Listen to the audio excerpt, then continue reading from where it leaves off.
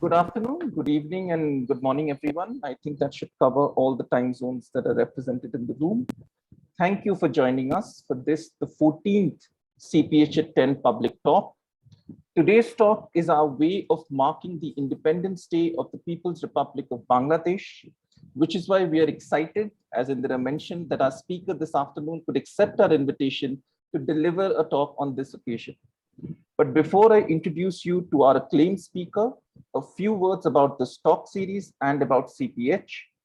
The CPH at 10 Public Talks is a monthly online lecture series that has been instituted to celebrate 10 years of the Center for Public History's existence, at first the Srishti, and now the Srishti Manipal Institute of Art, Design and Technology here in Bengaluru. Established in 2011, CPH works on public history, community history, and institutional history by creating archives and engaging with oral history practice and pedagogy in an Indian context. We also offer two Master of Arts courses, one in oral history and the other in public history.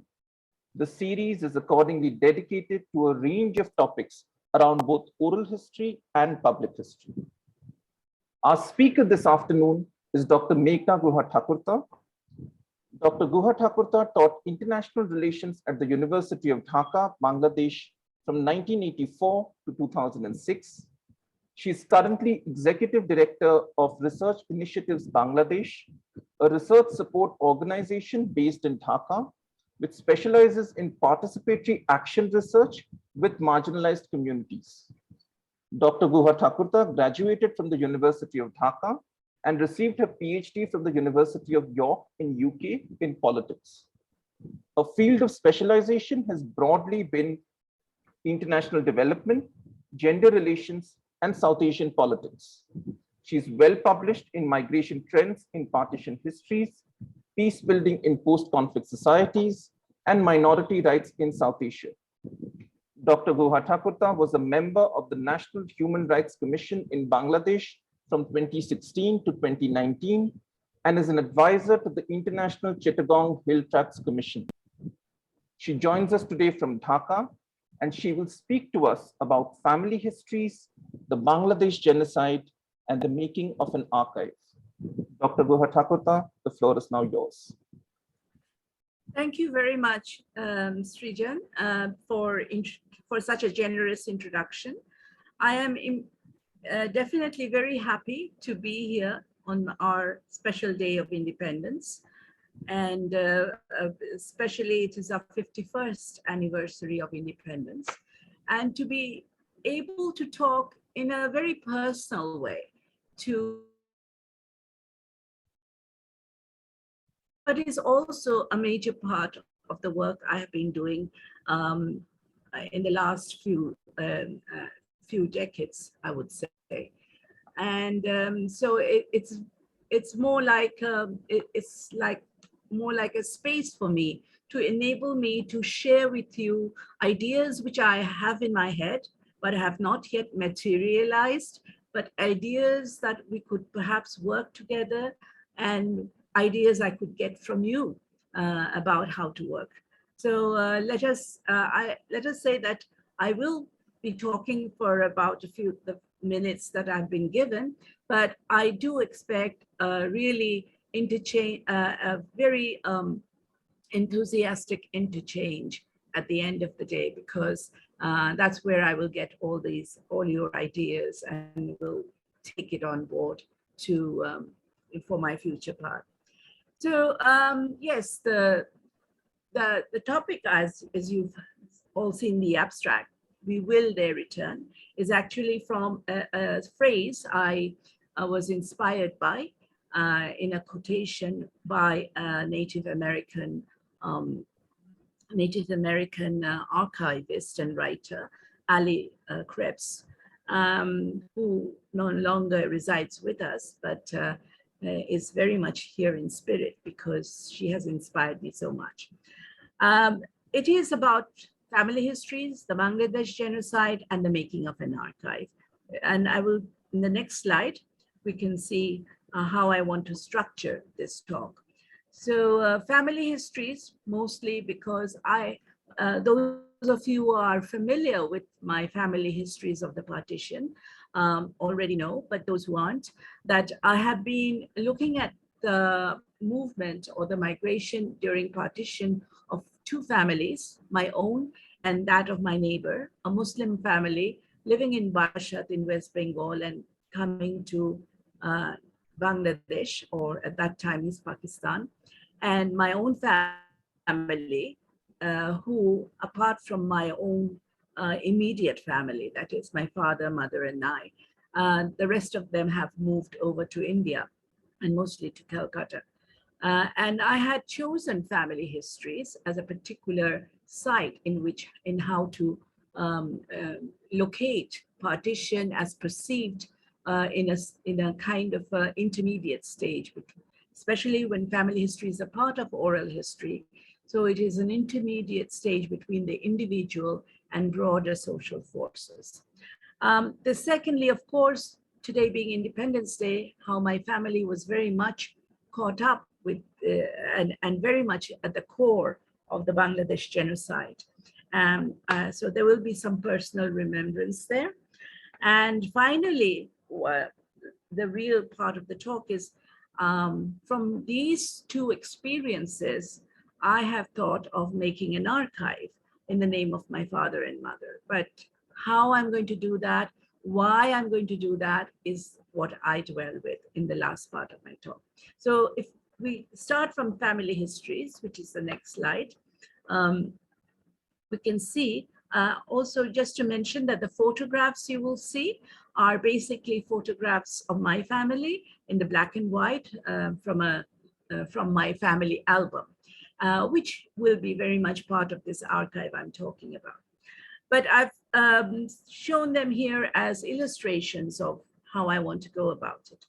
So family histories to me is a site that is intermediate to larger structural forces and the individual, as I had said before. Here the photograph shows my father, who was 10 years old, and my grandmother, his mother, in the early, I would say in the 1930s, yeah. And so, and this was taken in a studio in a town called Mymensingh, where he was born, although ancestrally our village is down south in Borishal, which is south of Dhaka, but this is north of Dhaka. So why I've chosen family histories to do this, to do my work on partition, to look at partition, is it also allows, looking at families also allows intergenerational exchanges. So how the mother perceives migration may be very different from how the father perceives migration, or how the brother perceives it is also very different from the sister. So and also there are debates and contestations within the family, which a family history can bring up. And finally, there is a level where personal family is a socialization process, and it is a process. So we are, when I talk about family histories, I will be talking about processes. And so where personal identities are formed, who am I, where do I belong, which country do I belong, which religion do I belong, they are all formed first and foremost within the family. And they may be conformed to, they may be contested and confronted with, and there are rebellions that occur in the family. And it's only when we look at these processes within the family that we try to gauge what that is. Now, the next slide, please. I'm saying all this because it will ultimately reflect on what I'm thinking about the archives, and why will it not be a family archive and rather a personal archive, or just an archive. So let's wait until that time. But said, and therefore the second part of my query is that who is family? So in my work on families, they are usually normative constructs of family based on conjugality, marriage, and blood relationship, kinship.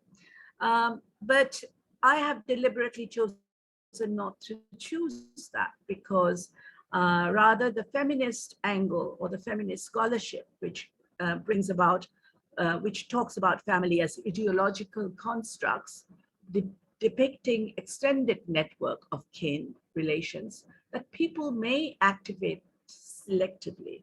So here also there is this notion of agency, that family is not a given factor. Of course, there are families, and I would like to think of that, because many families have people, and especially our South Asian family, have people who are residing with us, but are not related to us with in blood relations or kinship.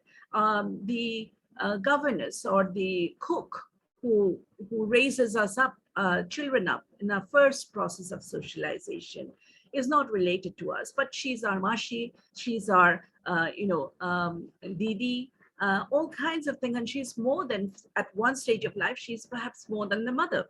So these are aspects which I wanted to take into account in looking at family histories. And that's why you've passed, yeah, we're still on this slide.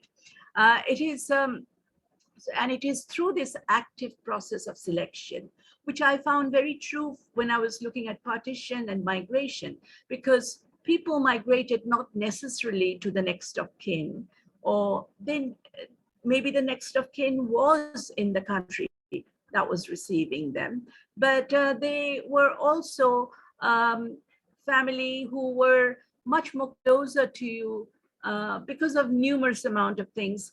But at the same time, they were not related.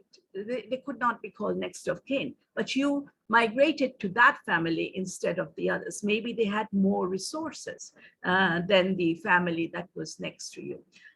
So this is why it is an active process of selection that people experience, the absence or the presence, the sharing or the withholding of basic poolable resources. And I found that to be very useful during my family narratives of the partition. The next slide, please.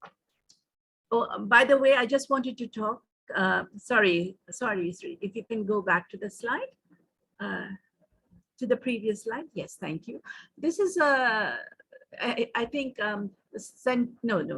yes, this is the one. The Center for Public History also hosted another of my talk where this photograph was made public, and it is of the kind of 4 generations reunion. And I'm the most littlest one, the one in the lap, the baby in the lap. And so I was 1 year old, and the rest of my family gathered together in Jalpaiguri to commemorate the grand old man and the lady in the middle, which was my great-grandfather. So, but even in this very close family get-together, there are faces who are not that close to us, and yet they are part of the family, like the person at the back who was basically raising each children up that grew up in that household. Thank you. So next slide. The next slide, please. Yes. So now we come to the Bangladesh genocide. Now we know about the Bangladesh genocide. The first kind of its appearance was, of course, the 25th of March, which is called the Dark Night, and where the Pakistani army made a crackdown on Dhaka, first of all Dhaka, and then to the other cities and towns, and then went on to the villages of rural Bangladesh, on the pretext of this policy they had, which is the Operation Searchlight. And the Operation Searchlight was meant to quell the rebellion of Bengalis who were demanding autonomy on the basis of their language movement and of the Bengali language. So our family, my father, a little bit of introduction, was a teacher, not too much of introduction. So he was a professor of Dhaka University, and he went to do his PhD at King's College London in 1960 and then we came back in 1967. Later on, my mother and I joined him. We came back after his got his PhD. He came back to Dhaka, to his alma mater, to serve at the English department as reader in English. In 1970, he was also made provost of Jagannath Hall. And this Jagannath Hall was a non-Muslim, was a dormitory for male students, which was non-Muslim. That means anyone but Muslims were residing there. And we happened to be in late 1970, we then moved to a campus quarters, which was just across the road from Jagannath Hall. And you know that in the 7th of March, 1971 was a big day because everyone gathered and Bangabandhu Sheikh Mujibur Rahman was leading the movement at that time. And he declared one of the biggest civil disobedience movement in South Asia, next to the largest one we know of, which is of Mahatma Gandhi. And so this movement was about not to cooperate with the Pakistan government in terms of going to schools, colleges, holding of lectures by teachers, also engaging civil administration in curtailing their time in the office, and not partaking of any task, and declaring a vote of non-confidence, partly because on the 3rd of March, it was the parliament which was promised after the election of 1970 was banned, was postponed, suspended. And that did not allow the Awami League, led by Bangabandhu Sheikh Mujibur Rahman, to go into power. So, and of course, during the civil disobedience movement, everyone was rather worried whether there will be a crackdown and how the crackdown will happen. One did not know. We estimated, or rather my father estimated, that there will be in the form of arrests, mass arrests, or even forcing us to go back to our classes. That was at the most that was thought of. But we stayed behind. My father stayed behind because of his decision as a provost. He cannot abandon students, and some of the students who could not go to their villages because they have to earn their tuition through tuition. They earn their living through tuition. That's how they school themselves. So as long as they were there, my father refused to go. So it was getting near to midnight, and we heard lots of firing, and it was extra loud that night. And we then saw a convoy of jeep coming into our compound, and then Pakistan Army soldiers, because they were dressed in their uniforms, they came to each door and banged on each door. And we tried to, when they banged on our door, we tried to open it, but it couldn't open because they banged so hard it was jammed. Then, because we lived in the ground floor, 3 soldiers came through our back garden and forced themselves in and asked for my father. They called my father the professor, is the professor here, and they said that they will take him. When my father asked why, they did not reply. They just took him. They came back to search the house to see if there were any other boys there. My mother said, I have only 1 girl and 1 daughter. And they said that don't go out and you will be safe if you don't go out. So then through the open door, which was opened by the soldiers themselves, I saw another professor, the head of statistics department, who resided on the 3rd floor.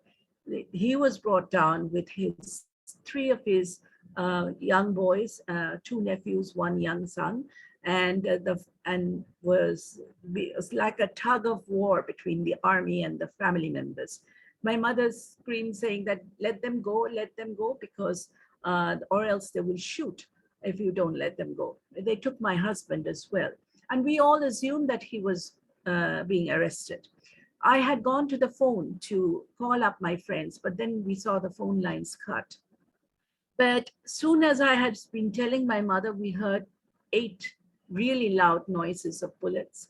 And we came to the door and we saw the soldiers had left and they had killed, they had shot Muniruzzaman and 3 of his sons and nephews. And they were lying in their own pools of blood, some of them spot dead, some of them groaning for water. We tried to give them water, but at the when suddenly some of the one woman from their side suddenly told my mother that, you know, they have shot your husband as well. He's out in the front, he's calling your name. I mean, thunder struck us and we took some water. We went back through the backyard and we went to find my father there lying, but he was fully conscious. He said, they stood him there and asked him his name. He gave his name and then they asked his religion and he said Hindu. And the moment he said that, there was an order to shoot. They had shot him in the waist and then another one in the nape of his neck and left. The bullet that shot him in the waist actually paralyzed him waist downwards, which was very much, we later heard, military technique, because then you can't run away. We couldn't get any help. We couldn't take him to the hospital there and then because it was the hospital was just across the road, but we couldn't take him there because there was curfew and there was military jeeps patrolling the streets. And so people came in to help us and together we carried my father into our flat, back into our flat over the dead bodies of Muniruzzaman. And we kept him on the floor in a mattress. My mom tried to give him some kind of first aid, but that was it. He grew weaker. We couldn't take him that night. We couldn't take him the whole of the next day or the night. Some students had been of Jagannath Hall came in to take refuge. One student we knew very well, and the story he told was about there was massacre of students in the Jagannath Hall. There was brush fire. There was students were then dragged in, made to drag in dead bodies into a mass grave, and they were chasing students right and left. Also, the workers who were there, the gardeners, the guards were also under attack, and they had also lit fire to the shacks that where these gardeners were residing. And when we heard this, we also heard in the radio, actually, my father said, listen to the radio about what's happening. Of course, the Pakistan radio had nothing to say except that everything was in Dhaka was normal. But we did get some sounds of the recording that Sheikh Mujib gave about the Declaration of Independence. So on the 26th March, 1971, we knew it was an independent country in a state where my father was still alive, barely alive, and bleeding. And so we had to wait till the next morning to take him to the medical college. We didn't take him. Some people came from the streets, and the medical college was full of injuries, bullet injuries, bayonet injuries, and also dead bodies being plied in by rickshaw pullers, by ambulances, anyone. But the doctor told us that they could not save my father because the injury was very critical, and he could not, they could not do anything about that but make him comfortable. So on the 30th of March, 1971, he breathed his last. We had to leave. We could not take the body with us. We had to leave the hospital in an emergency response. Dr. Tajul Hussain, who was a friend of my father's, his son is here, I think, and he sent an ambulance, but the military jeeps immediately stopped the ambulance from coming in. And there was rumor in the hospital that the military is going to raid the hospital. And so everyone left the hospital. Our friends took us with them to their house. And so that's why we left my father's body there. Till this day, we don't know whether he'd been buried inside the medical college, as some interpretations went, and others who said he was taken for cremation. But on April, we had to leave our own home. We were displaced family for the 9 months of the war, and my mother and I. And that's why I said that in my abstract that it's amazing we hardly could carry anything but a few clothes with us, but she carried this family album. And it is this family album in which this photograph is taken. This photograph was taken in January 1971. And it is taken in Jagannath Hall itself. The Jagannath Hall itself, in the language martyrs, what was then the language martyrs monument. Each hall had its own monument. And it was in the occasion of the Students' Council, the winning of the Students' Council election. And there were a lot of these students are members of the Student Council. And you will see my father on the left in a suit, suited and in the tie. On the right, in the gentleman, the older gentleman, is Professor G.C. Deb, who is a very well-known philosopher and was at that time the head of the Department of Philosophy. And he too was killed in that on the same night as my father. And he was actually, his body was taken in the mass grave. So the mass grave that took place was around this area later on. And with another person, a student was also killed, one who is here. So you would see that this monument, which they were paying homage to, was actually their own monument, which remembers them even today in a candlelight procession every 25th night. We have a candlelight procession from the Shohid Minar, the Language Martyrs Monument, the central Shohid Minar, to this place. And in April, when my mother went back to the house, because the house had to be it was deserted, it had to be abandoned. We tried to go, and it was being looted as well. So we tried to lock it up. My mother found this bullet, which was in the veranda, and by its location, it was estimated that it would. Can you see it? Can you see it? Yes. Yes. Yes. Yes. Okay. So yeah, this is the bullet, which ballistics will know that this is a bullet which went through a human body. So we are assuming that this was found in my father's, when it crossed my father's body, it was a bullet that hit my father. And my mother had kept it all these 50 years. She died in 1993, and she had kept this bullet along with this family album. It's amazing that she had kept it, and now I'm keeping it. And so we hadn't given it to any museum yet, and hopefully it will be in the archives that I am talking about. So can we then move on to the archives now before the next slide, please. Yeah, so this sets us on the road to genocide, looking at genocidal intent.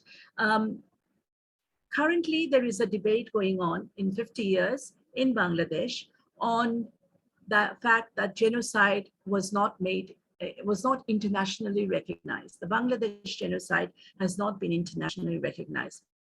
It has only been recognized nationally. 25th March was only recognized nationally a few years ago, 2 years ago, I think, 2-3 years ago.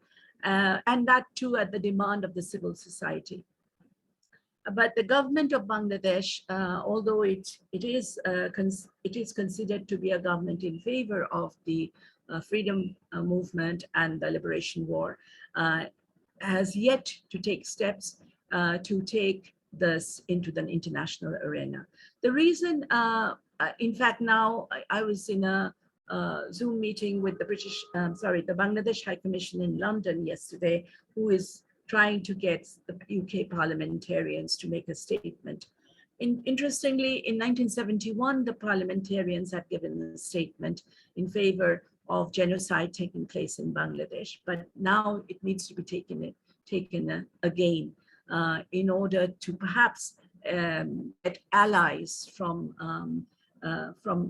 neighboring countries as well as powerful countries who could, because to bring the charges of genocide and implicate genocidal intent would mean a considerable amount of documentation, considerable amount of evidence. And because that evidence, a lot of that is in Pakistan, and Pakistan has not yet even acknowledged or recognized the genocide or even mass atrocities, except tangentially in their Hamidur Rahman Khan report. So I would say that this is a considerable amount of work that needs to be done. But that aside, this talk is not about that, but it is about how it has led me when I see my mother carrying bullets and I see my mother carrying family albums all through the state, which people who should have just left it behind and run for their lives.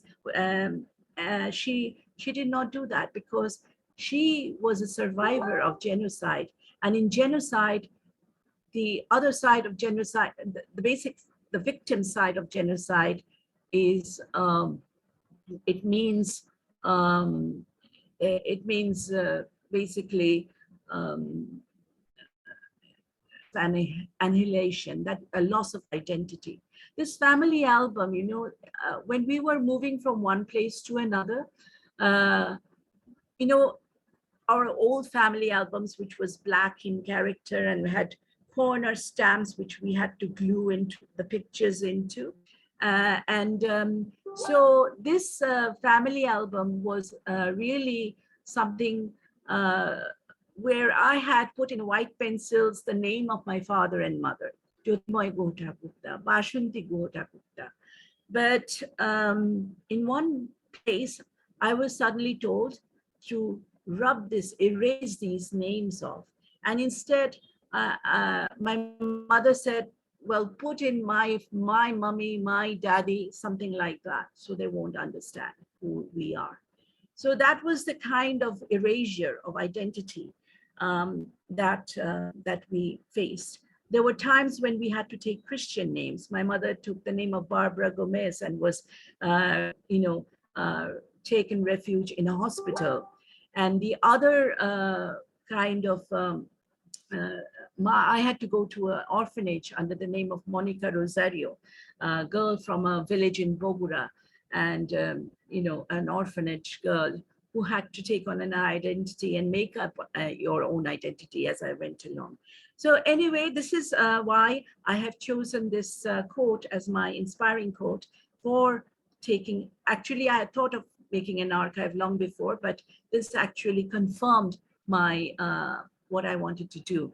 And this is a quote by Ali Krebs, as I mentioned in her article, Native America's 21st Century Right to Know. And it is also because I have worked at length with indigenous communities and looked at cultural genocide, something that willful cultural genocide or willful cultural sovereignty with which they counter genocide with. And I think that through the 9 months of our displacement, my mother was trying to do that. She did not leave for India, although she was offered safe passage by a friend. But she did refuse, because when she went back to the hospital doctors gave her for a death certificate of my father that was needed for sustenance, because we needed to access our bank accounts and my father's bank account. But my mother said, my mother was told that you can only have this certificate, which says that he died of pneumonia or he died of a lung disorder, which was actually the impact of the bullet, not the reason, which was the bullet injury. And they said that you can only take this advice, this certificate, or else we would be killed if we gave you the real one. And so when mother came back to me and told me that, my nickname is Dola. So he said, Dola, we can't go to India, because if we go to India, this death will not be proved. So in effect, she was trying to prove her husband's death, the truth of genocide. And that is why I think that she is perhaps one of those who have been countering genocide with willful sovereignty, cultural sovereignty, as Ali Krebs had said. Thank you. Now on to the next slide, where I think we'll talk about the archives itself. So the making of Jobab. Just a minute, if I can exit full screen.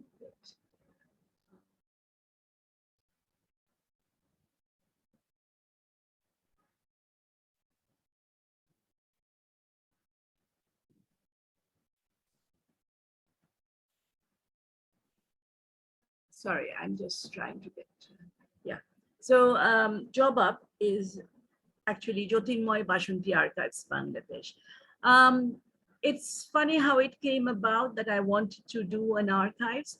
Possibly, Indira, you also had something to do with it, and giving me a place in your, center where I could talk about oral history and family histories. But also to Willem, who is here, I have talked about, Willem, I want to do an archives, and I remember Willem, and I asked you, but if I do it, do you think anyone will come? And Willem, you replied that historians will come even if you offer a scrap of paper, they will come. But that was a different period. There was then COVID, and there was a lot of Zoom, and now digitalization has improved.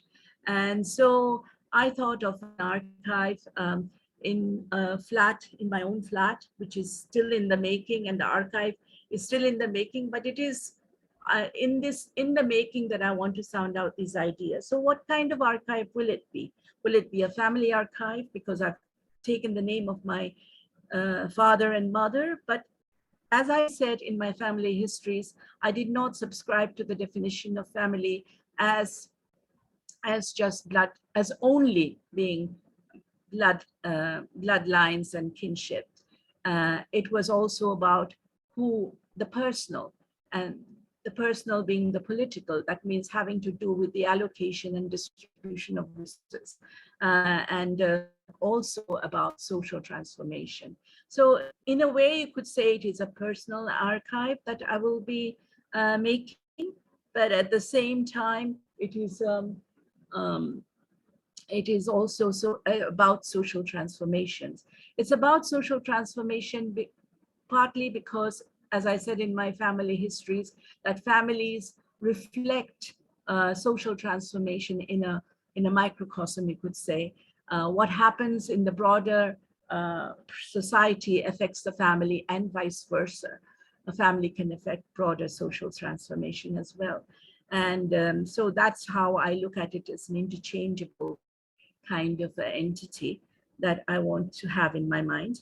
And finally, it's a lot, when you talk about family, family is almost taken as a stable, and one misses out on, on genealogy, is stability. It is passes one thing to the other generation, almost as if nothing has happened. But so many things happen in a family. Migration happens, displacement happens, countering genocidal intent takes a family onto a road that is rather unusual and not like any other families. So these are also, I want to look at it inclusive of these details.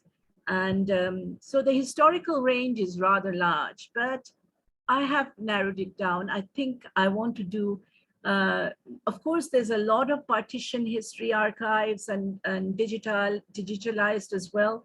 1971 archives are also in the making, but they're official ones or personal ones or private ones.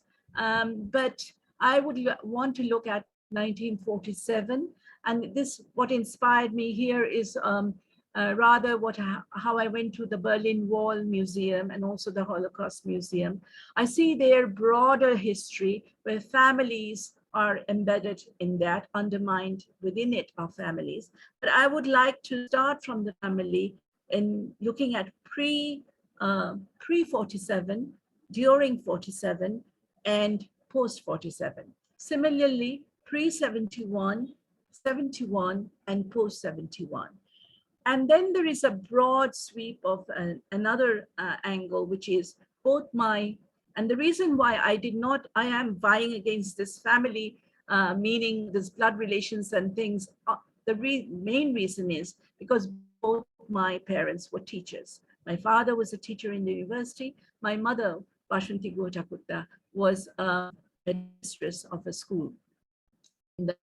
of a girls' school in the old town of Dhaka in Gandaria. And from day one, I used to see that there were people who were trekking in, students who trekked out of in and out of our house as if they belonged there.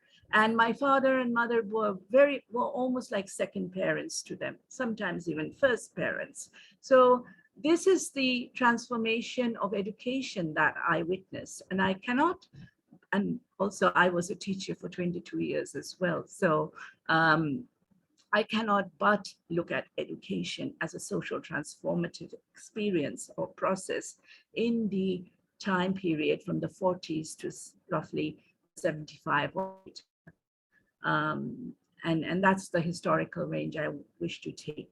So where in the form, of course, space is an issue when you talk about archives. So immediately I do have a little amount of space, but there are mostly it will have to be digitalized and audio visualized. I think I want a lot of oral history and the filming of oral history from these times that I'm talking about, and also in-person interactive. That means I wish to, they are these bullets, and there are other things, some artifacts like my parents have, which I inherited, as well as I would like to collect, but not too much because of the space problem.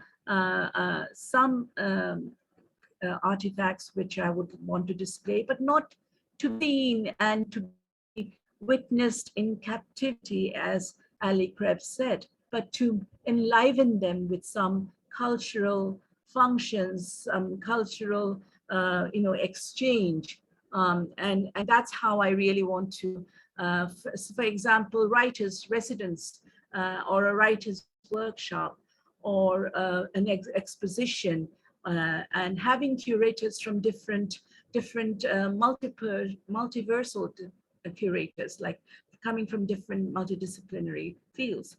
And finally, a place of memory in a house of records. So there is this, I'm not going to go into this debate, but archives, there must be records. There is this traditional sort of expectation, of course, but there's also a place for memory nowadays in archival knowledge building. Memory has a strong space, although it may not be accurate, but it is personal memory, and it will be treated as personal memory. And these memories, I will try as much as possible to make them into an audiovisual form, so that people can even come into that area and see audiovisual representation instead of the actual representation. So the final slide, I would like, I think I took a lot of time. So the final slide, please.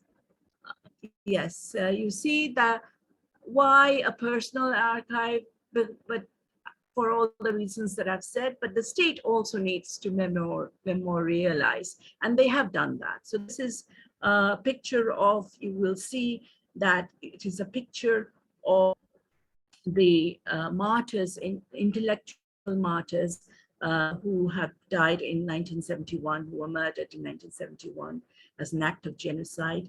And so they have brought this up. But very interestingly, I want to relate one little story about a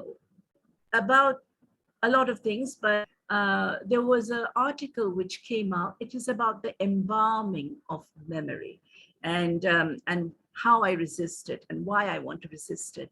The embalming of memory it was a debate at one time when Bangladesh government ordered the hanging of the pictures of Sheikh Mujibur Rahman and his daughter, the Prime Minister, on every office. So when it was being done, and it was done, of course, during the time of the uh, the uh, the current government.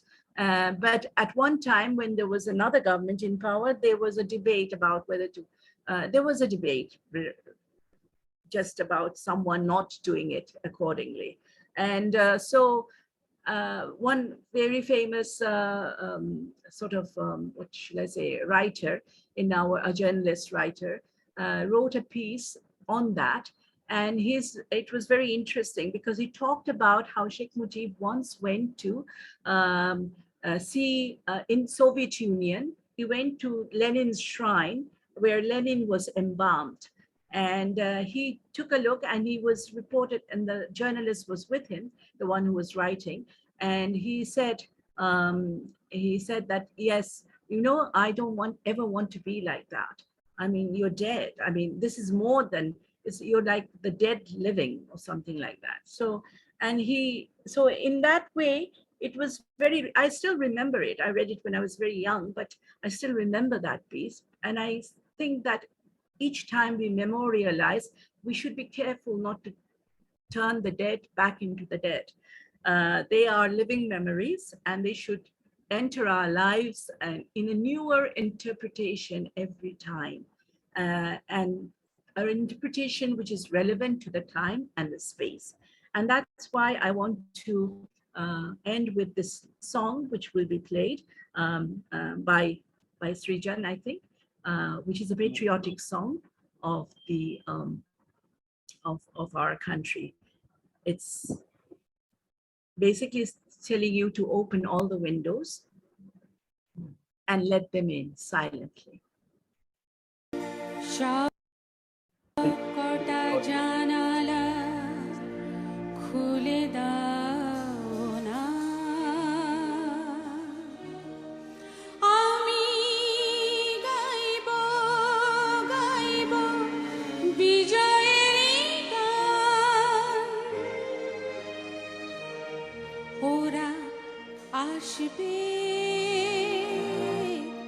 চুপি চুপি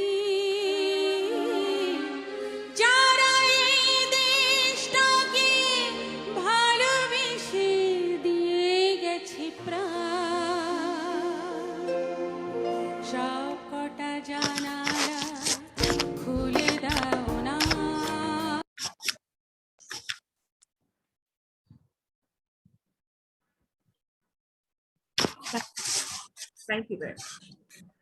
Thank you, Professor Guhathakurta, for such a moving and thought-provoking talk. I mean, all of us are familiar broadly with the Bangladesh genocide, with the Bangladesh liberation movement and the martyrs of that genocide. But you have introduced some of them to us, principally your father, and that act of individuating the stories of aggregates and numbers makes it so much more real. And the way you have framed your mother's act of, it's almost her preservation of the family album and carrying it around is an act of resistance against the state attempt at erasure, just as your act of building this archive is an act of resurrecting that memory and keeping it alive for future generations. And it's a lot for us to think about, and we would like to pay respect to the martyrs of the Bangladesh genocide who lost their lives in trying to liberate their nation from an oppressive regime. And thank you for introducing us to some of them, so that our manner of paying respect to them is real, and it's for individuals, and many such individuals who lost their lives, and not just an aggregate statistic that we hear about in reports and books and academic monographs. So thank you so much for that. I will not speak any longer, and I will open the floor for questions and comments on this very moving and important talk. Thank you. Yes, Indra.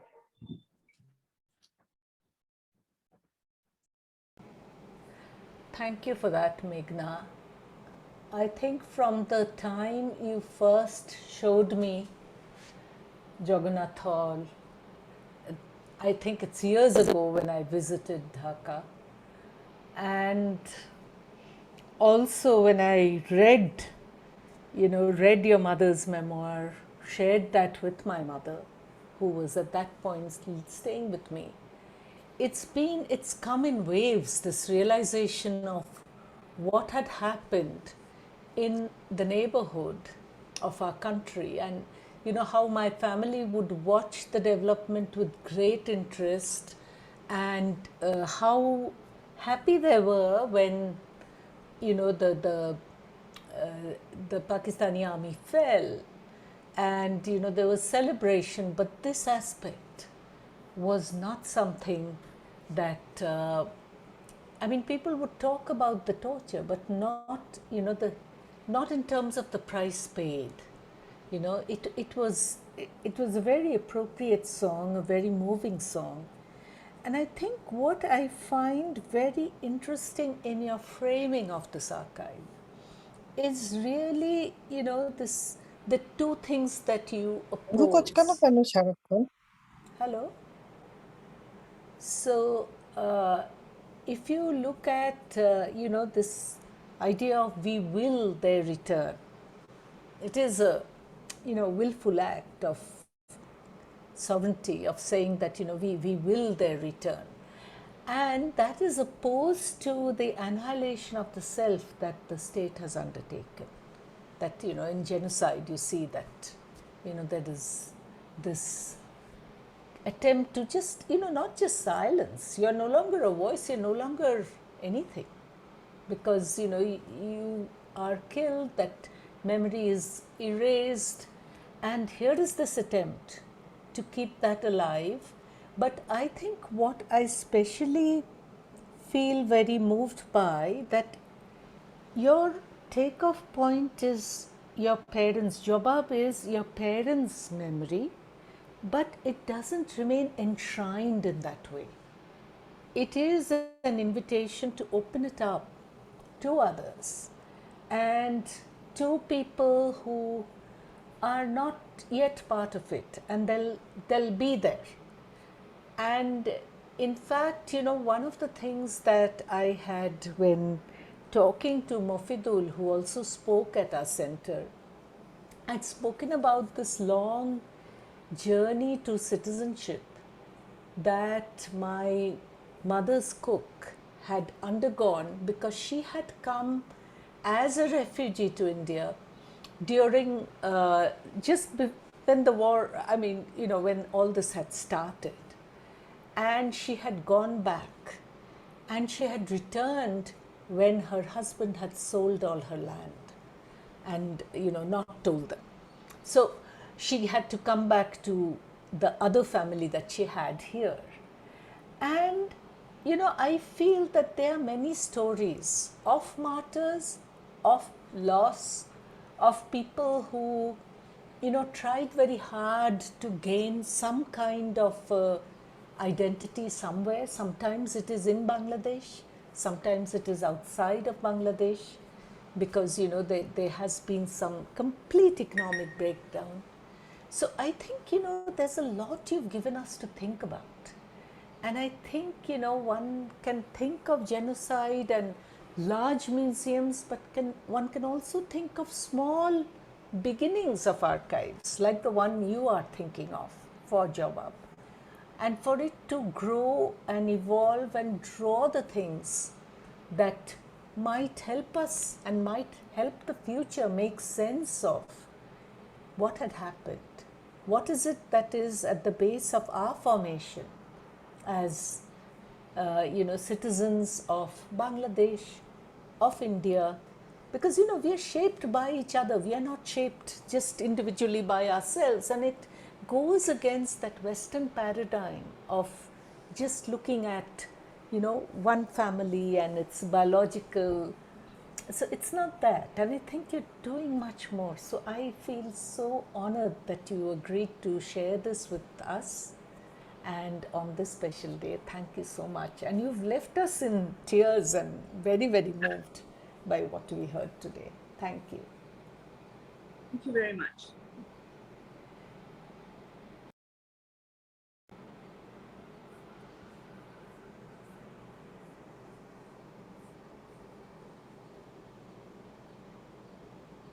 Are there any questions or comments for Professor Guhathakurta?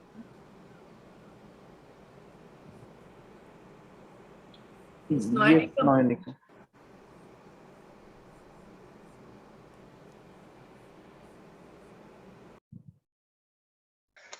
Hi, Meghna. I'm not putting on my video. Just it's a kind of early Saturday morning, but Shadinata Divasher Shubhecha also to everyone here and to Meghna. I just wanted to say I've heard you speak many times, but also being here is a great honor and a privilege to listen to you on 26 March. And one of the things that struck me when I read the abstract is the term jawab. It's also many of the Birangana Chachis I worked with, survivors, they would refer to jawab, the jawab diyaschi amra, jawab dilam. So a jawab is also a form of testimony. What it's a way of whether the archive is in some ways whether it becomes a text for the public, right? The jawab is always in reference in some ways to an audience, right? It's in reference to a public. So as well as the jawab itself, the very prevalence of the archive could be a testimony, a personal testimony by itself, whether it has a direct audience or not. So I think I felt that would be something really important to think as well, which to think through in your idea of jawab itself. And I just wondered, given 1971 is memorialized in all kinds of dominant ways, and you and I have worked on the issue of the history of sexual violence, but there is no memorialization to the history of sexual violence in Bangladesh. It hasn't happened. And I wondered what your reflection on that is in terms of why that has never gained as a public. There is a lot in terms of the visual and literary. There's a lot of prevalence of texts, but there is not, say, a built structure which memorializes. There's a little plaque in TSC in Dhaka University. So I just wondered, in terms of the national memorialization of 71, the very kind of family history and memorialization that you and maybe others are doing, but also within those texts of within those texts of memorialization, there are other memorializations which are not really happening, and I wondered what your reflection on that might be. But thank you so much. Thank you. Do I answer now? Maybe? Yes, please. And then we can move on. Yeah, all right. Thank you, Noyanika. Thank you for being here. Noyanika Mukherjee, is a anthropologist who has worked, and his work is very famous on the Biranganas of the war heroines, on sexual violence in 1971. And so, she and I, as well as my institute, have worked closely together. I totally agree that jawab has other resonations, Noyanika. And in fact, the first is beyond testimony. I was thinking of, basically, I was playing around with with my father's acronyms and my mother's acronyms, right? Jyoti, Moy, Bashanti. So, and it just happened that jawab came into. I mean, it wasn't something that I willfully construed. But once I construed it, I tried to look at meanings. And yes, it's interesting that one is about testimony, but the other is also about resistance, like in our slogans that we have in our every resistance that we had in Bangladesh, it says jawab chai, jawab chai. So it's about accountability. And I think also you can also reflect on this, that when you were talking about your chachis who were mentioning in their testimonies, talked about jawab.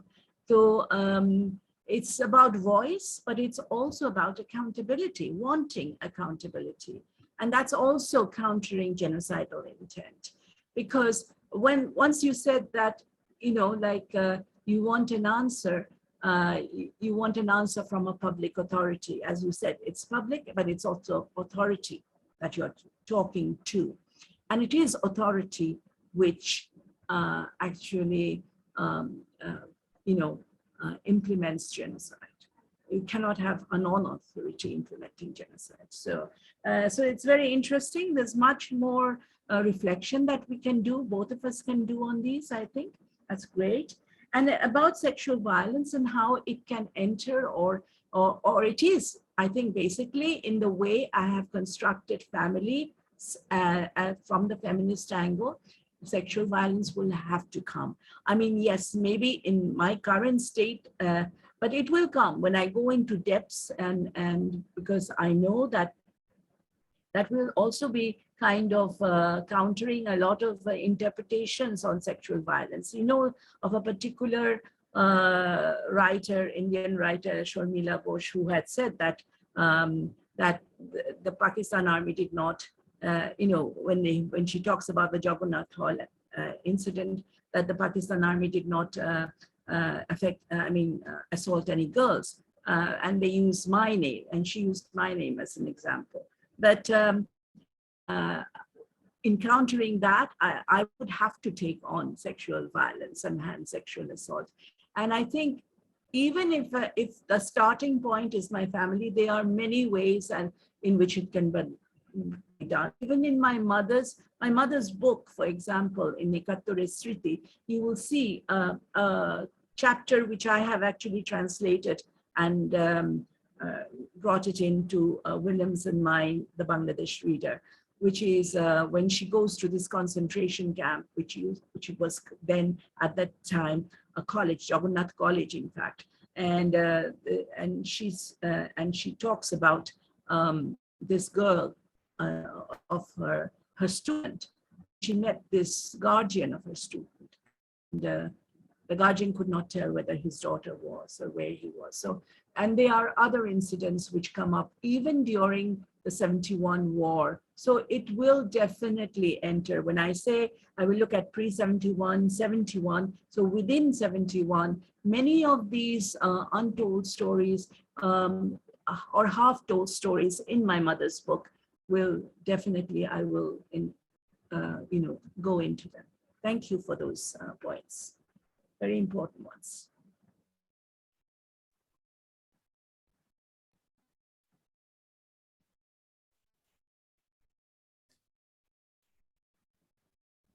Yes, please go ahead and ask.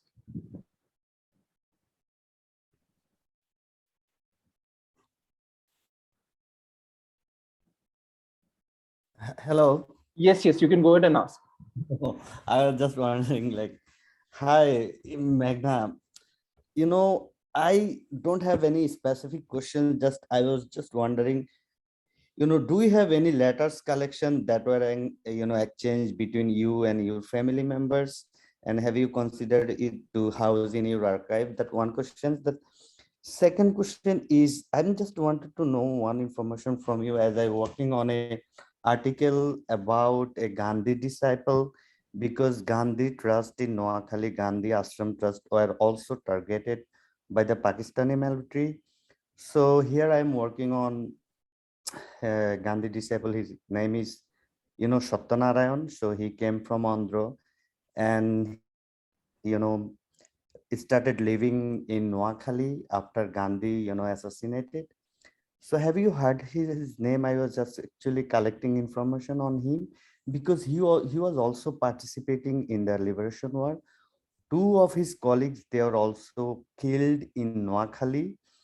And one interesting things that, that just to share with you, that motivated Satyanarayan, just when people are asking, why are you participating in, they will kill you, and he says like sort of Gandhian way, okay, so God give us the life, and if someone take us the life, he will be the God, so we'll go to the liberation war. Thank you so much.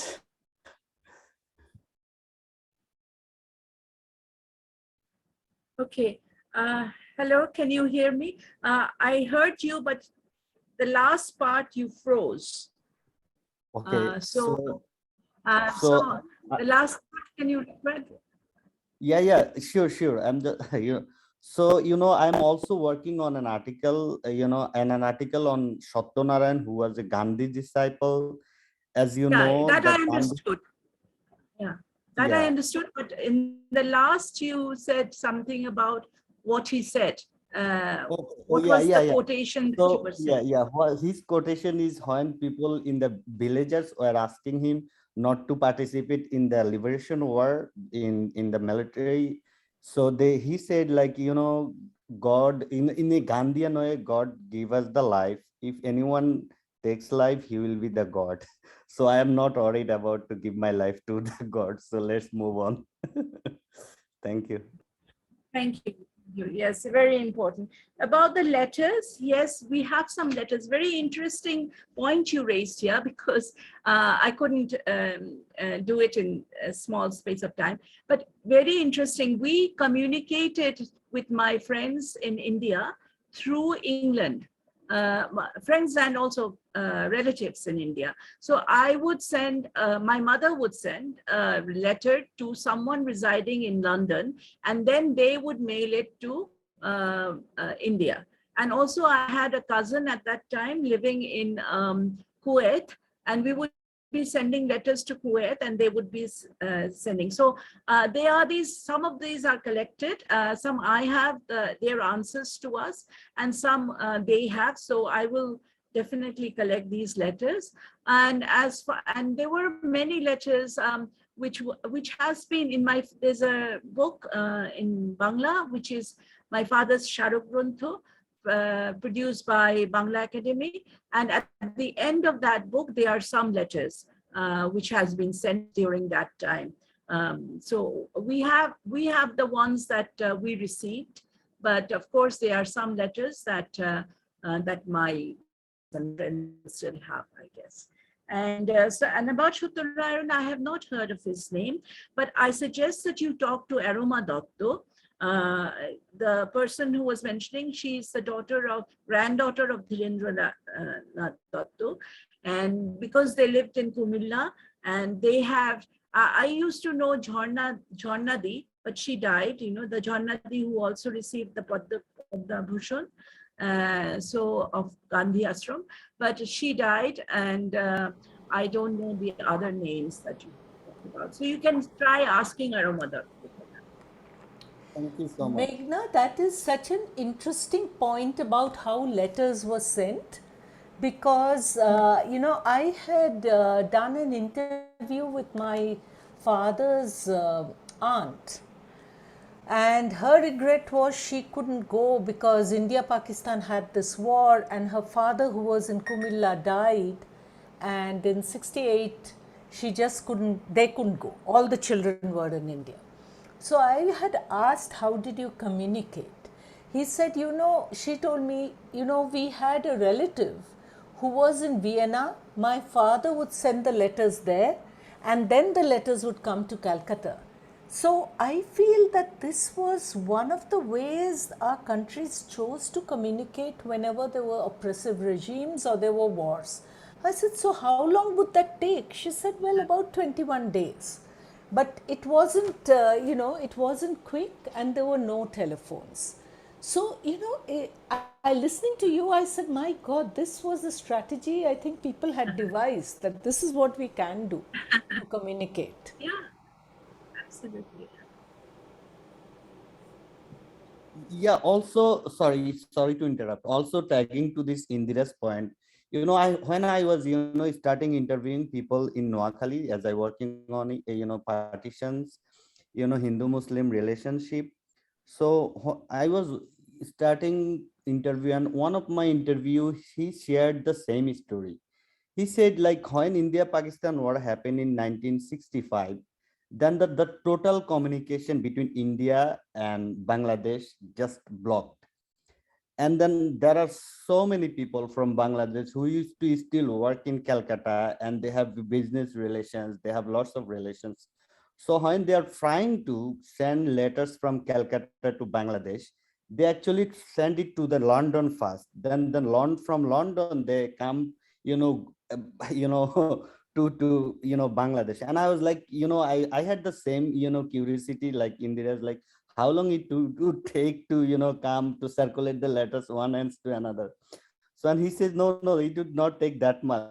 But it was so fascinating. Like, I mean, I was also wondering, like, the things started from, I think, from 1965, and between Calcutta, between West Bengal and Bangladesh, the communication, as it was always, the border was porous. People used to like exchange letters and used to visit each other's. But that was the completely shut down after the 1965. Like, people could not go, and like their communication system was just destroyed. Thank you. Yeah, true. Are there any other questions? I have a.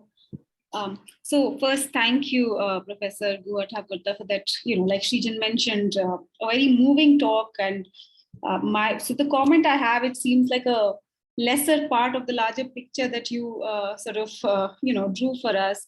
And my comment is really about the family album or albums rather. I'm not sure, or was there just one? Because usually, when in photography studies or material culture and so on, it's usually in retrospect that the family album is sort of pulled out of the archive. But here in this case, it was your mother who sort of realized the importance of saving the few objects she could. A family album was amongst those, and of course we saw some of the photographs in that. There are family photographs, but there are also work photographs of your father, like in front of the hall and so on and so forth. So I was just wondering what, you have been looking at it. So what are the kinds of interpretative findings, or analysis that you've been able to draw from this particular object, which has multiple photographs, of course. I'd really be interested in sort of understanding that about your family, about your father's work, or whatever else it may be. Yeah. Thank you. That's a very interesting and question. It can lead to another talk I'm not prepared for. But yeah, but I think, yeah, sure. We actually had more than one albums. We had, it was very funny. We had 3 albums, one for my father, one for my mom, and one for me. And so there were these 3 albums, which we had a rough, so that my father's albums actually contained a picture of his, of a lot of seminars he went to, and then also he had his favorites, like he was a disciple of M.N. Roy. So that part I did not even include in the talk. So Manavendranath Roy, who's a historical figure, and his portrait used to hang in my household like as a family portrait almost. So one of the reasons why my father did not leave, and this has been explained in my writings on partition, to India, although the rest of the family went, was that Manavendranath Roy also believed that they were intellectuals, and if they left, they would contribute the panic that was created in post-migration, post-partition migration. So that it was his duty to stay there and keep teach the next generation about history or literature or whatever. And he would share these with his students. So he used to ask his students, they would have another.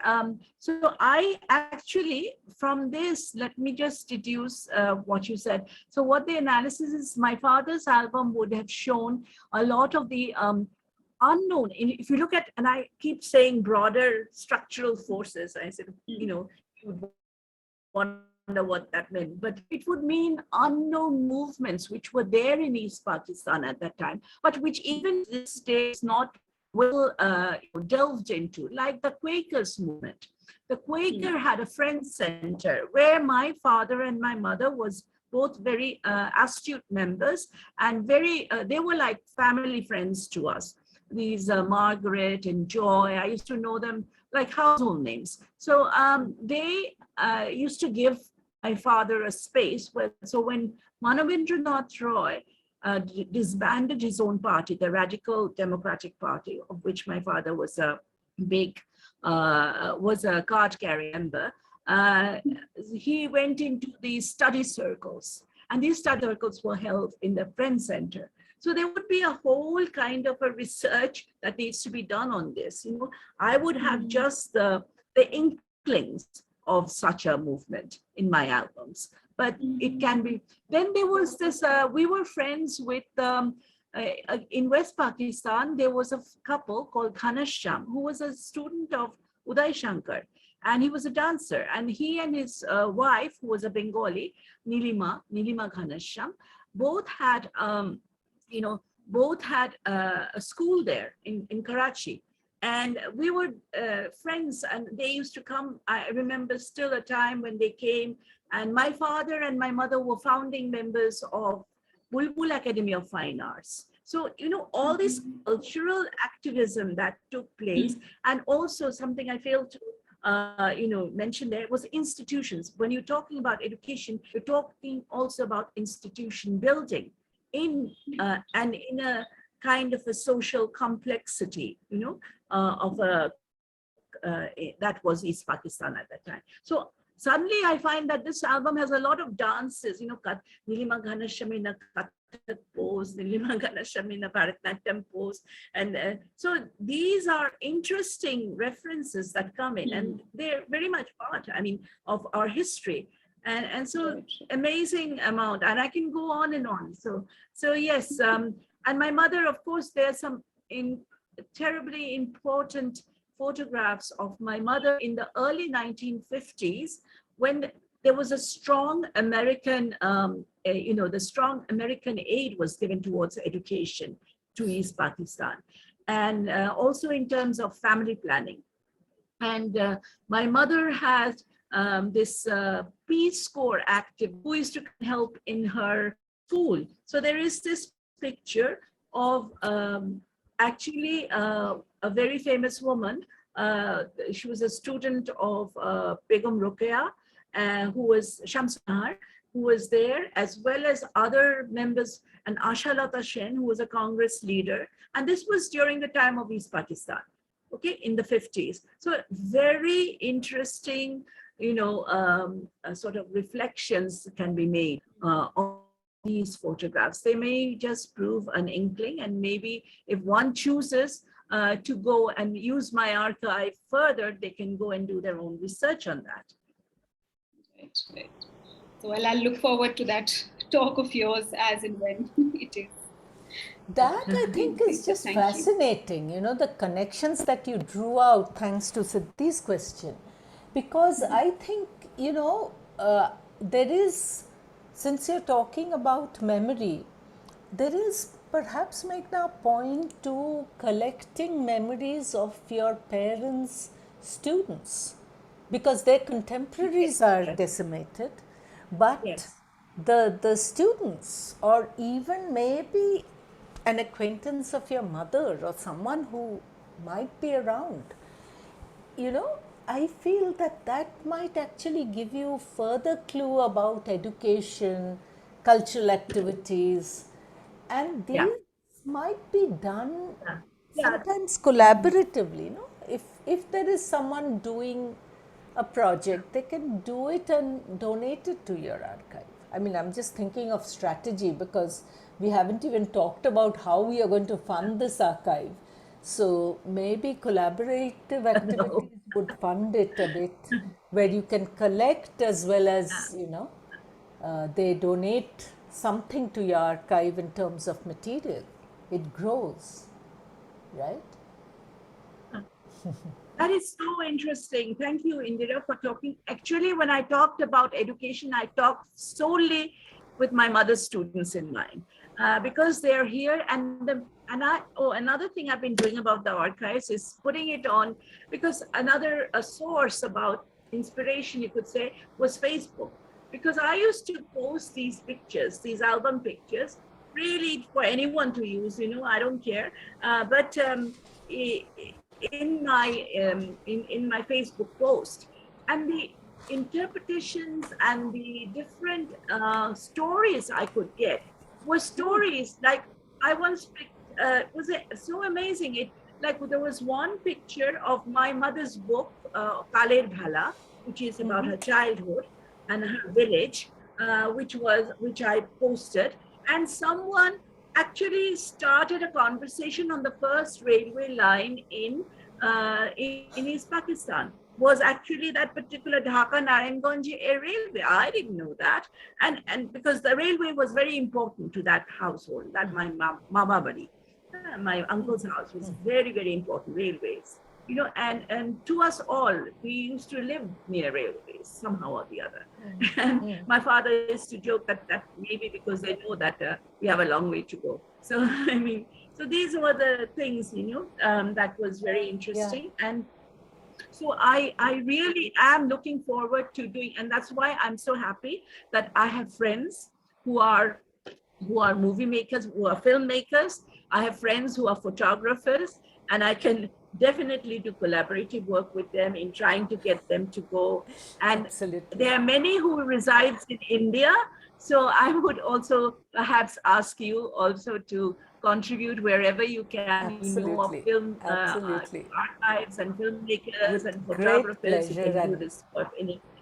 yeah, because when we were having the family history winter school last year, there was a student from South Africa, and her family, I mean, she works on family history, but she says again, it's sort of spread over. The kinship patterns are such. And she does these Facebook groups that she set up where she talks to them and she records that. So she gets a lot of material through that. So, this might be an interesting way. But I noticed that Uma has her hand up. So I will now hand it over to Uma. Hello, Meghna. That was absolutely so moving. I've seen you and heard you present in different places. So it's really very. And I often say that I'm a South Asian because I was born before any of these countries were made up. So since I was born in 1941, I'm a South Asian, and I have remained true to my. I think I have a. I only feel comfortable in South Asia. And I feel equally comfortable in Bangladesh and in Pakistan and in Nepal and in Sri Lanka as I feel in India. So there is this South Asia identity. But I was actually very moved by what you said, because this is a history that as feminists particularly, we have grown to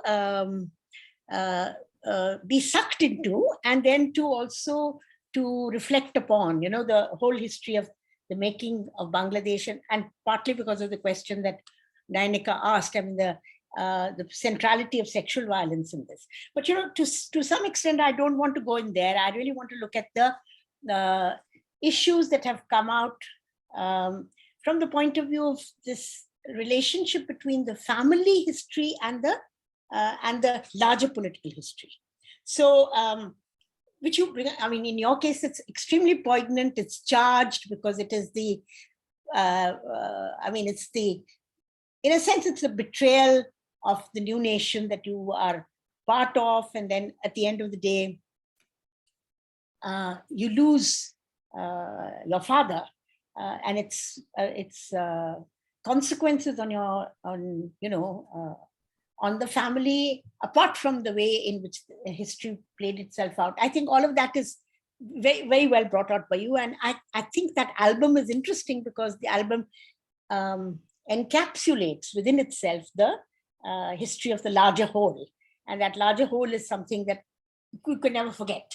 Even as you deal with this, even this little account of, that is, there are photographs of some people who are dancing or running an institution in Karachi and so on. I mean, like the enmeshed nature of the personal and the larger community, and then maybe the larger national history, cultural history, all comes out from that incident. I just wanted to share with you then one way in which we can proceed to contribute to your very powerful setting up of this archive. And that is actually to look at the ways in which people can remember. And they don't have to be, they can be spread out anywhere.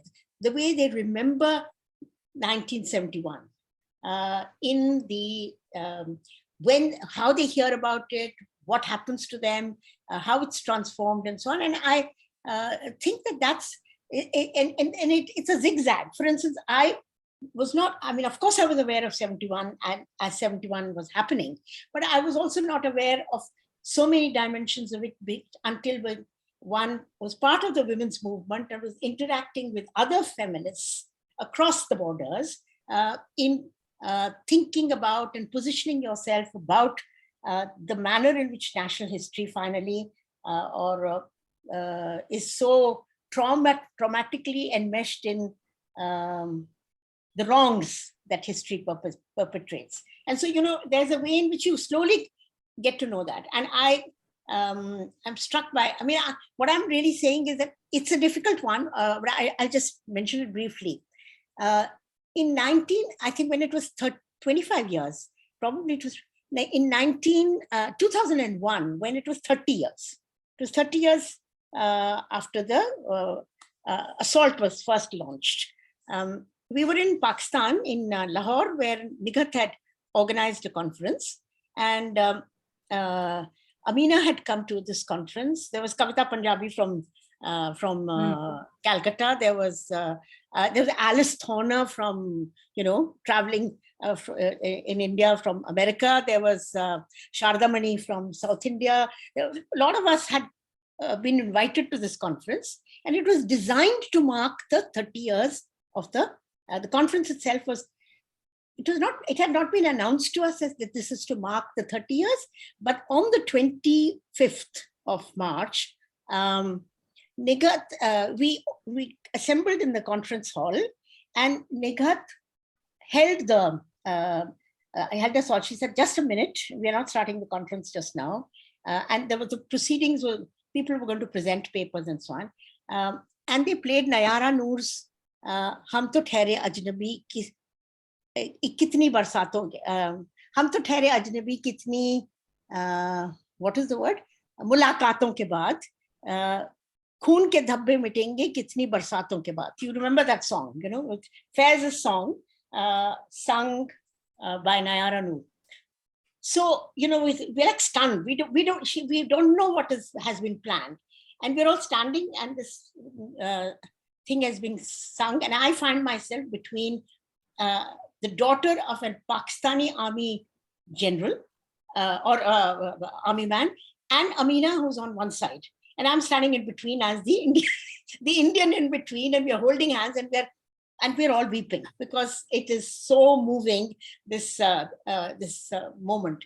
And then we passed a resolution which said, which asked the army and the government to apologize for the wrongs done to the Bangladeshi women. Okay.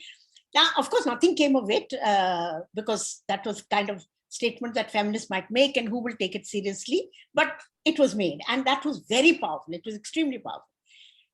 After that, there were so many other things that we did, which was like impunity, sexual volumes on impunity that we participated. I think Hamida is here, so she will immediately relate to some of the things that I'm saying. So in a sense, the growing understanding and the sucking into the manner in which nation states have handled their minority populations, their women, their whatever it is, all sorts of stuff comes up in just the recall and the analysis of these events.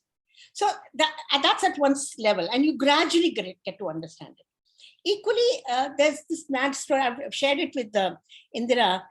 There's this absolutely mad account of my uncle, my mother's sister's husband, who was going through a very bad phase, and he was an ex-army man. He volunteered to be in the Mukti Bahini, and he landed up in Bangladesh. He wanted to die, actually, and he landed up in this war. He survives it.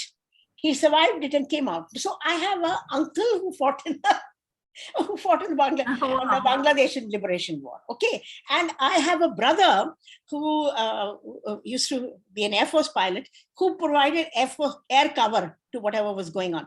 Now, it's crazy. It's absolutely crazy, because it has something to do with my age, my generation, my whatever it is, but it's also something to do with the way South Asian history intersects with each other, which is like you can't actually extricate it. So the family history, the larger history, all of it is tied together. Now, all this long account I've said to you is one thing that you can do is actually, and I'm happy to do that, is to actually record how some of these issues in the form of an audio recording, which can end up in your archive. So you can invite audio recordings, other kinds of visual material that people might have, and so on, to add to your thing, and it'll allow us to see what is memory really. It's you don't want memory to go away, and you certainly don't want it if you've lost a dear person, but you also don't want it to go away if it has become a part of your being. So there's a way in which I think we need to preserve memory, and whatever we can do to preserve that memory, I think we must do. And if it ends up in your archives, great. Okay, so I'm quite willing to do an audio and send it to you. Oh wow, that is so very generous of you. Thank you. Yes, I would really like you to do that, and especially when you mentioned this uncle of yours and people. I absolutely, every time it also must be, I'm also reaching a similar age, I think, that I am now put a lot on memory, and I really thank you for broadening up my larger transformative forces into South Asia. And actually, even if you talk about my mom and dad, they were also from the same generation that you were. They were also South Asians. Yeah. They were all South Asians. So and definitely even the little bits, and I'm surprised that I have actually a photograph I have is of my grandmother's neighbors, who used to wear sari in a totally different way, and that was from the 1900s, you could say. A photograph. So so it's just triggering that memory, and both temporally as well as spatially. So spatially, definitely South Asia, the commonness, the links, that's one thing. And of course, a very important and very useful advice that I first have sought it out in my mind, and now that I'm talking to you, I'm getting even more stronger and more convinced that I should be doing it soon, very soon. So hopefully you will be hearing from Jobab, but informally you're hearing from it. So please, everyone here who would like to share their memories on anything they want in South Asia, please do what Umadi said, and share it with me if you want to. Thank you so much, Umadi. That was very useful. Thank you. Put me in perspective for my. Thank you.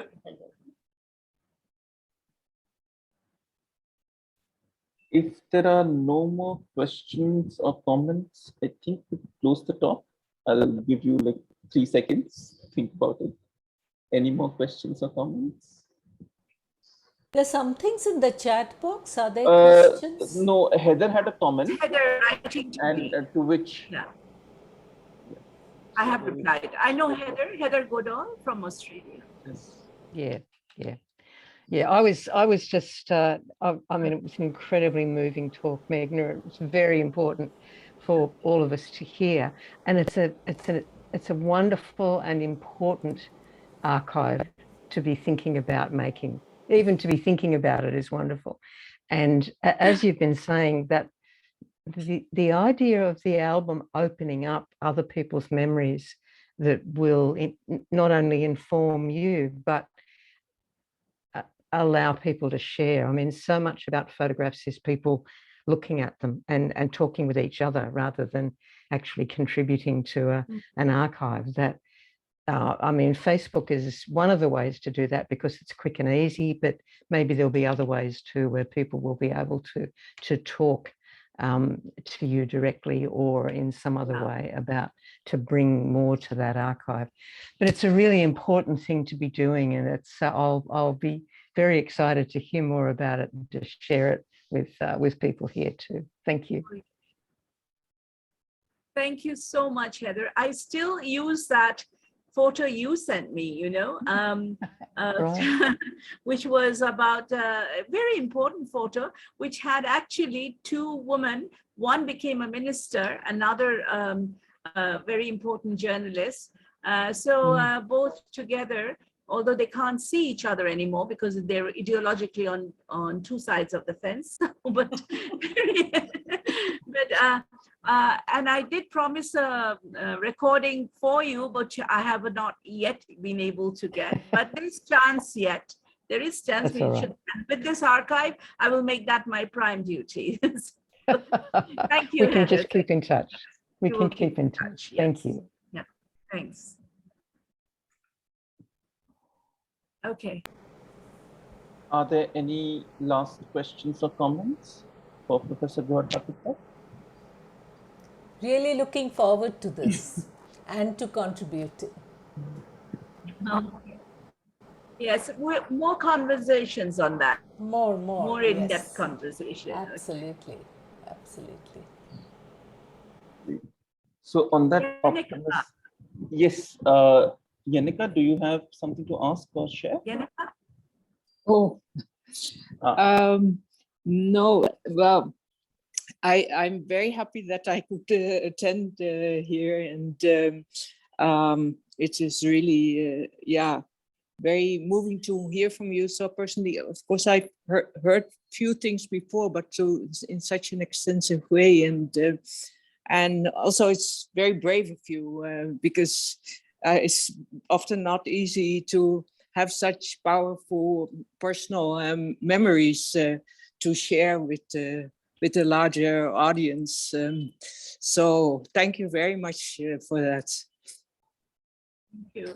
Thank you for making the time, Yannicka. Are you in Mysore now? Yeah, I'm here. Yes, So we are connecting. Yes, Yannicka and I are connecting in every way possible. She on hill tracks to Mysore and Bangalore and whatnot. Thank you, Yannicka. Thank you. Yeah. Okay. Thank you very much. And thank you everyone for making the time and doing this and listening to this very moving and thought-provoking talk. And thank you once again, Professor Guhathakurta, for accepting our invitation to give this talk on the occasion of Bangladesh Independence Day. Thank you so much. And we will see you in the next time we hold another public event about which you will hear from us, because we have most of your emails, and now we will have all of your emails, everyone who's here. So thank you and have a nice evening and a weekend. Bye. Bye-bye.